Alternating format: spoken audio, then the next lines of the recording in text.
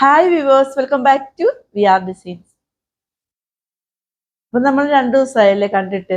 നിങ്ങൾ എല്ലാവരും എനിക്ക് മെസ്സേജ് അയച്ച് തിരക്കുന്നുണ്ട്, എൻ്റെ വീഡിയോസ് ഒന്നും വരാത്തതെന്ന്.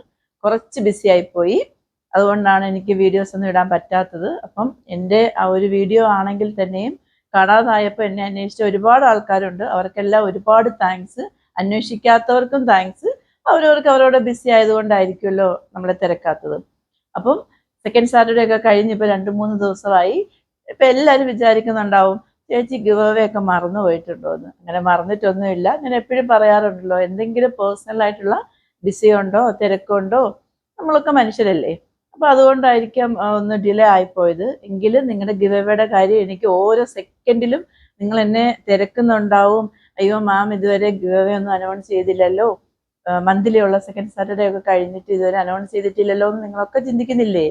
എനിക്കറിയാം. അപ്പം അതുകൊണ്ടാണ് ഞാനിപ്പോൾ ഓടി വന്നത്. എത്ര തിരക്കാണെങ്കിൽ തന്നെയും ഇതെല്ലാം മാറ്റി വെച്ചിട്ട് നിങ്ങൾക്ക് വേണ്ടി വന്നത്. അപ്പം നമുക്ക് ആ മന്ത്ലി ഉള്ള ഗിവ് അവേ ആരാന്നുള്ളതെന്ന് അനൗൺസ് ചെയ്താലോ? മന്ത്ലി ഉള്ള ഗിവ് അവേ വന്നിട്ട് നമ്മൾ കമന്റ് സെക്ഷനിൽ നിന്നാണ് തിരഞ്ഞെടുക്കുന്നത്. അതും സ്വൈപ്പിലൂടെയാണ്. അപ്പം നമുക്കത് ആരാന്ന് നോക്കിയാലോ?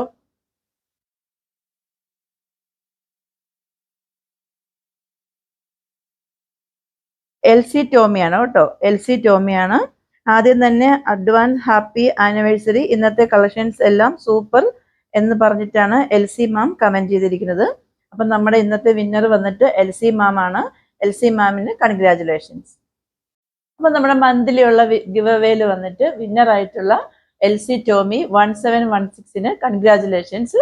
മാം വന്നിട്ട് മാമിൻ്റെ സൈസ് ഡീറ്റെയിൽ കാര്യങ്ങളൊക്കെ നമുക്ക് മെസ്സേജ് ആയിട്ട് അയച്ചാൽ മതി. ഞങ്ങൾ നെക്സ്റ്റ് വർക്കിംഗ് ഡേ വന്നിട്ട്, അല്ലെങ്കിൽ ഇപ്പം ഓരോരുത്തരുടെ സൈസ് നമ്മുടെ കയ്യിലുള്ള അവൈലബിലിറ്റി എല്ലാം ചെക്ക് ചെയ്യണമല്ലോ. നോർമലി വന്നിട്ട് ഞാൻ കസ്റ്റമേഴ്സിൻ്റെ അടുത്ത് അവരുടെ ഇപ്പം അവർ ഏത് ഫാബ്രിക്കാണ് യൂസ് ചെയ്യുന്നത്, അല്ലെന്നുണ്ടെങ്കിൽ ഏത് ടൈപ്പ് ഓഫ് ഡ്രസ്സാണ് അവർക്ക് ഇഷ്ടം എന്നുള്ളത് ഞാൻ സജഷൻ എടുക്കാറുണ്ട്. അങ്ങനെ എടുക്കാറുണ്ടോ എന്ന് എനിക്കറിയില്ല വേറുള്ളവർ. ഞാൻ അങ്ങനെ എടുക്കാറുണ്ട്. കാരണം നമ്മൾ കൊടുക്കുന്ന ആ ഒരു ഗിഫ്റ്റ് ആണെങ്കിൽ തന്നെയും അത് അവർക്ക് യൂസ്ഫുൾ ആവണമല്ലോ എന്ന് ഞാൻ വിചാരിക്കാറുണ്ട്. അതുകൊണ്ട് ഞാൻ അങ്ങനെ ചോദിച്ചിട്ട് തന്നെയാണ് ഞാൻ അത് അനൗൺസ് ചെയ്യാറുള്ളത്, അല്ല അവർക്ക് ഗിഫ്റ്റ് കൊടുക്കാറുള്ളത്. അപ്പം ഇടയിൽ ലാസ്റ്റ് നമ്മുടെ ആനിവേഴ്സറിയുടെ ഒരു നറുക്കെടുപ്പിൽ വന്നിട്ട് എനിക്കൊരു കമൻ്റ് ഉണ്ടായിരുന്നു. ഞാൻ പർപ്പസ്ഫുള്ളി വന്നിട്ട് ഇങ്ങനെ ഗിഫ്റ്റ് എനിക്ക് ഇഷ്ടമുള്ളവർക്കായിട്ട് കൊടുക്കുന്നു എന്ന് ഉള്ള രീതിയിൽ ഒരു കമൻ്റ് ഉണ്ടായിരുന്നു. അങ്ങനെ ഒന്നുമില്ല. ഞാൻ ഇപ്പം ഇവിടെ അനൗൺസ് ചെയ്യുന്നതല്ലാതെയും വേറെ ഗിഫ്റ്റ് എൻ്റെ അടുത്ത് ചിലർ ആവശ്യപ്പെടാറുണ്ട്. ഇല്ലെങ്കിൽ ഇങ്ങനെ എന്തെങ്കിലും അവർക്ക് ബുദ്ധിമുട്ടെന്നൊക്കെ പറയാറുണ്ട്. എന്ന് വെച്ചിട്ട് ഇനി ഒരുപാട് ആൾക്കാർ എനിക്ക് മെസ്സേജ് അയക്കേണ്ട, ഞാൻ അങ്ങനെ എല്ലാവർക്കും ഒന്നും കൊടുക്കാറില്ല. അങ്ങനെ ഓക്കെ ആണ്, അവർ അതിന് ആപ്റ്റാണ് എന്ന് എനിക്ക് ബോധ്യം ഉണ്ടെങ്കിൽ മാത്രമേ ഞാൻ അങ്ങനെ ചെയ്യാറുള്ളൂ. പിന്നെ അല്ലാതെയും ഞാൻ കൊടുക്കാറുണ്ട്. അതൊന്നും എനിക്ക് പേഴ്സണലായിട്ട് അറിയാവുന്നതല്ല.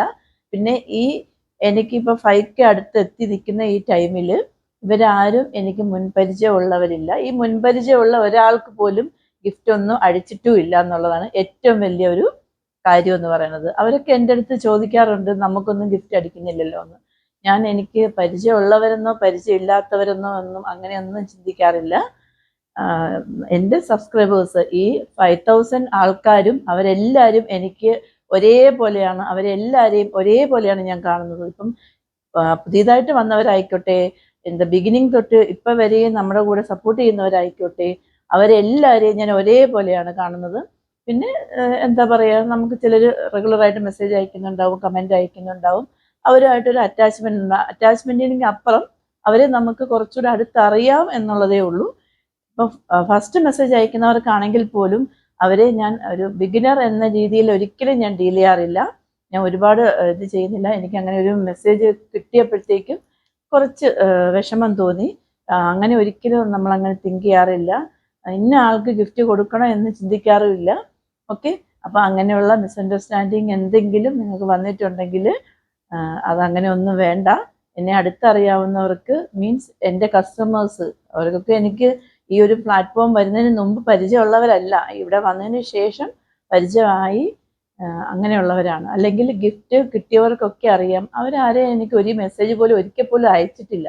ഫസ്റ്റ് മെസ്സേജ് അയച്ച് അല്ലെങ്കിൽ കമൻറ്റ് ചെയ്ത് വിന്നറായ ആൾക്കാർ പോലും എൻ്റെ ചാനലിലുണ്ട്. അപ്പോൾ അങ്ങനെ ആരും ഒന്നും തിങ്ക് ചെയ്യേണ്ട. എല്ലാവരും എനിക്ക് ഒരുപോലെ ഉള്ളൂ. ഞാൻ എല്ലാവരും പർച്ചേസ് ചെയ്യുന്നവരായിക്കൊള്ളട്ടെ, പർച്ചേസ് ചെയ്യാത്തവരായിക്കൊള്ളട്ടെ, എല്ലാവരെയും ഞാൻ ഒരേപോലെയാണ് കാണുന്നത്. അപ്പം ആർക്കും അങ്ങനത്തെ തെറ്റിദ്ധാരണയൊന്നും വേണ്ട. അപ്പം നമുക്ക് ഇന്നത്തെ കളക്ഷൻസിലേക്ക് പോയാലോ? അപ്പോൾ നമ്മൾ ഇന്നത്തെ വീഡിയോയിൽ കാണാൻ പോണത് ഞാനിപ്പോൾ വേറെ ഇരിക്കുന്ന ടൈപ്പിലുള്ള 3 പീസ് സെറ്റാണ്. ഞാനിപ്പോൾ വേറെ ഇരിക്കുന്ന ഈ ബോട്ടിൽ ഗ്രീൻ ഷെയ്ഡും വരുന്നുണ്ട്, വേറൊരു ഷെയ്ഡും വരുന്നുണ്ട്. അപ്പോൾ വീഡിയോയിലേക്ക് എല്ലാം പോകുന്നതിന് മുമ്പായിട്ട് ആദ്യമായിട്ട് എൻ്റെ ചാനൽ ആരെങ്കിലും സബ്സ്ക്രൈബ് ചെയ്യാതെ വാച്ച് ചെയ്യുന്നുണ്ടെങ്കിൽ സബ്സ്ക്രൈബ് ചെയ്യാനും ഇഷ്ടമാണെങ്കിൽ ലൈക്ക് ചെയ്യാനും ഷെയർ ചെയ്യാനും കമൻറ്റ് ചെയ്യാനും മറക്കരുത്. നിങ്ങൾക്ക് മെസ്സേജ് കമൻസ് ഒക്കെ ചെയ്യുന്നുണ്ട്, അതിനെല്ലാം ഒരുപാട് താങ്ക്സ് ഉണ്ട്.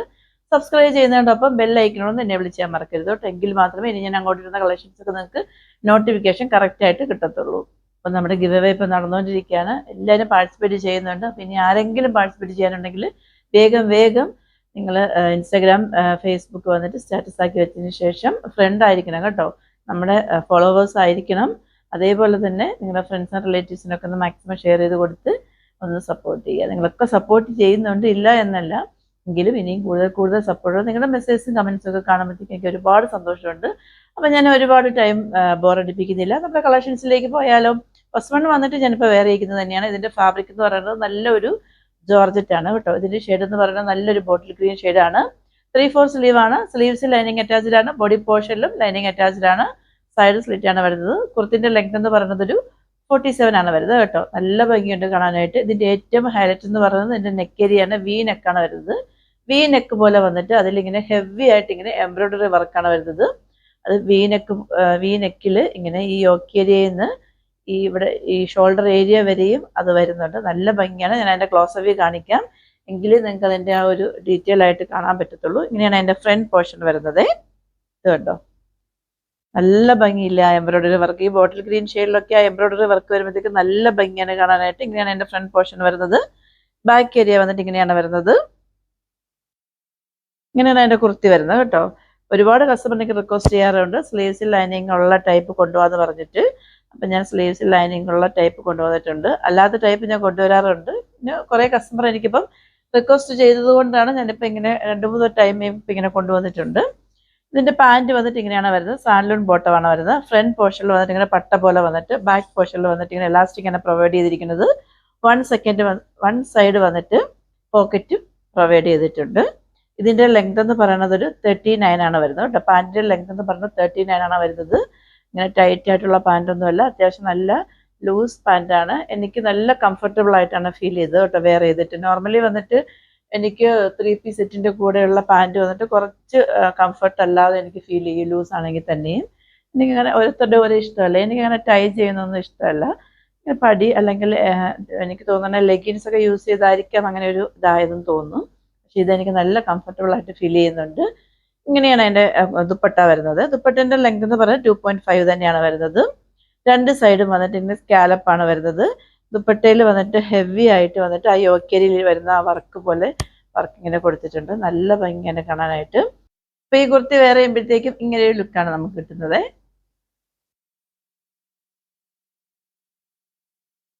അപ്പോൾ നെക്സ്റ്റ് വൺ വന്നിട്ട് നല്ല ഒരു മെറൂൺ ഷെയ്ഡാണ് വരുന്നത്. നല്ലൊരു മെറൂൺ ഷെയ്ഡാണ് കേട്ടോ. ബാക്കി പെക്യുലാരിറ്റി എല്ലാം നമ്മളിപ്പോൾ കണ്ടതിൻ്റെ സെയിം തന്നെയാണ് വരുന്നത്. ആ ഷെയ്ഡിൽ മാത്രമേ ഡിഫറൻസ് വരുന്നുള്ളൂ. ഇങ്ങനെയാണ് വരുന്നത്. നല്ല ഭംഗിയാണ്. ഇത് ഈ ഡാർക്ക് ഷെയ്ഡാണ് വരുന്നത്. രണ്ടും ഡാർക്ക് ഷെയ്ഡ് തന്നെയാണ്. 2 ഷെയ്ഡാണ് വന്നിട്ടുള്ളത്. ഈ ഡാർക്ക് ഷെയ്ഡിലൊക്കെ വന്നിട്ട് എംബ്രോയിഡറി വർക്കൂടെ വരുമ്പോഴത്തേക്കും നല്ല ഭംഗിയാണ്. നമ്മൾ നേരത്തെ കണ്ടതിൽ ഒരു ഡിഫറൻസും ഇല്ല. ഇങ്ങനെയാണ് അതിൻ്റെ ഫ്രണ്ട് പോർഷൻ വരുന്നത്. ബാക്ക് ഏരിയ വന്നിട്ട് ഇങ്ങനെയാണ് വരുന്നത് കേട്ടോ. അതിൻ്റെ പാൻറ്റ് വന്നിട്ട് നേരത്തെ പോലത്തെ തന്നെ സാൻലൂൺ ബോട്ടമാണ് വരുന്നത്. ബാക്ക് ഏരിയയിൽ വന്നിട്ട് ഇങ്ങനെ പടി പോലെ വന്നിട്ട് ഫ്രണ്ട് പോർഷനിൽ വന്നിട്ട് പട്ട കൊടുത്തിട്ടുണ്ട്. ലെങ്ത് 39 തന്നെയാണ് വരുന്നത്.